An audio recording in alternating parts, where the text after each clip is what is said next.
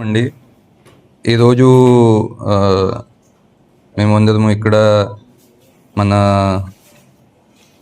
CCS team కానీ మన జిల్లా పోలీస్ తరపున సాధించిన ఒక చాలా ఇంపార్టెంట్ చాలా మంచి డిటెక్షన్ కోసం ఇక్కడ డిస్కషన్ కోసం మేము ఇక్కడ గ్యాదర్ అయ్యాము.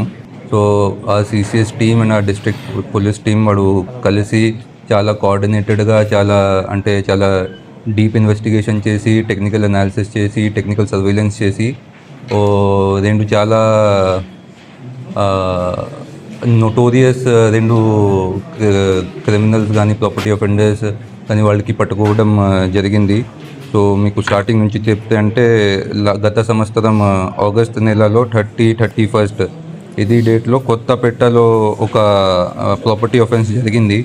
దీంట్లో కొంతమంది అఫెండర్స్ ఒక హౌస్కి వెళ్ళి అక్కడ బోల్ట్ అంటే డోర్ లాక్ బ్రేక్ చేసి అప్పుడు అక్కడ ఇంట్లో కూడా అక్కడ ఉన్నవాళ్ళు ఒకడే ఉంటారు. అప్పుడు డోర్ లాక్ చేసి లోపల వెళ్ళి ఇంపార్టెంట్ ఇది ఐటమ్స్కి దొంగతనం చేయడం జరిగింది.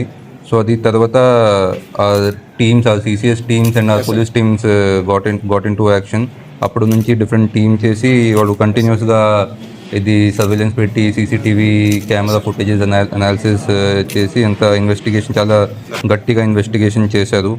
యాజ్ అ రిజల్ట్ నిన్న మేము 2 చాలా నోటోరియస్ అఫెండర్స్కి పట్టుకున్నాము. ఫస్ట్ ఈజ్ పొన్నాడ రవిశంకర్ అక్క వీరాబాబు, సెకండ్ ఈజ్ వైరా చిరంజీవి.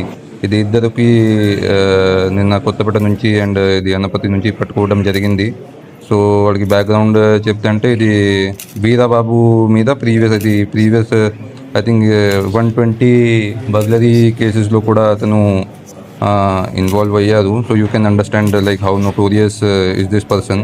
ఇది వీరా చిరంజీవి అంటే అతను కూడా ప్రీవియస్ ఒక మర్డర్ కేసులో కూడా ఇన్వాల్వ్ అయ్యారు.